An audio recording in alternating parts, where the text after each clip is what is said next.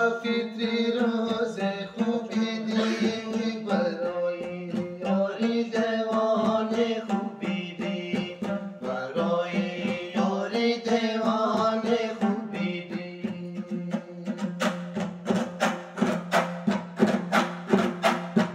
بیایی افطار علی مهمانی من باش بگیدی من شیخی کام خوبی